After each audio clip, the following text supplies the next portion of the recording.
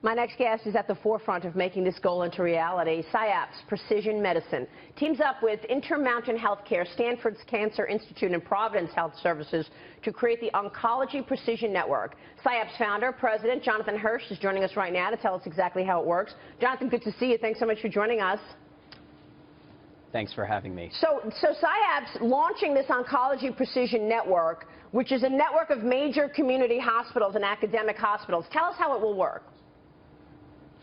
So how it works is Syapse software works at each of these medical centers to extract the clinical and genomic data on every single patient at those medical centers and pulls it together into a centralized database that all of the institutions can use to view the real-world information on cancer patients and use that data to figure out the appropriate treatments for the next generation of patients. So it's all about how to more rapidly learn using the data that we have available today. Yeah, so the hope is that all of this data will enable doctors to learn more and more and more to ultimately get to a cure. And it's Exactly. a terrific idea. Jonathan, though, how many institutions do you need to have in this network for it to be effective, if you will? Because, again, the more information makes the network more valuable.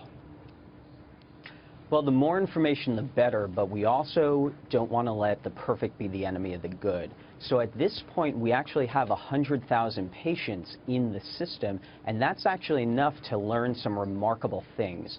So at Intermountain already, we've doubled progression-free survival for stage 4 cancer patients, which is a remarkable thing in a community setting. What we're going to be doing later this year is we're going to be expanding the network to additional health systems throughout the country.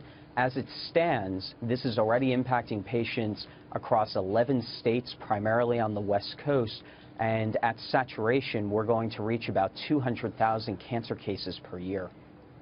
Yeah, I mean, you know, there are certain cancers, obviously, we have had better success with in terms of finding a cure. Mm-hmm. Where are the areas that continue to be the most, you know, the hardest in terms of this battle? One of the biggest problem area is brain cancers, so specifically glioblastoma. So it's absolutely a priority to figure out those more rare tumor types where we haven't been able as an industry to make a lot of progress. But one of the key phenomenon is that we're learning through precision medicine that breast cancer is not just one disease. It's 50, 60, 70 molecular subtypes of diseases.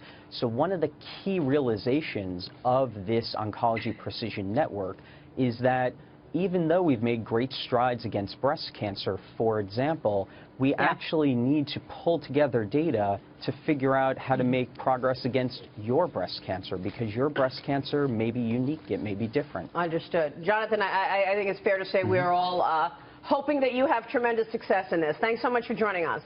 Thank you. Jonathan Hirsch there.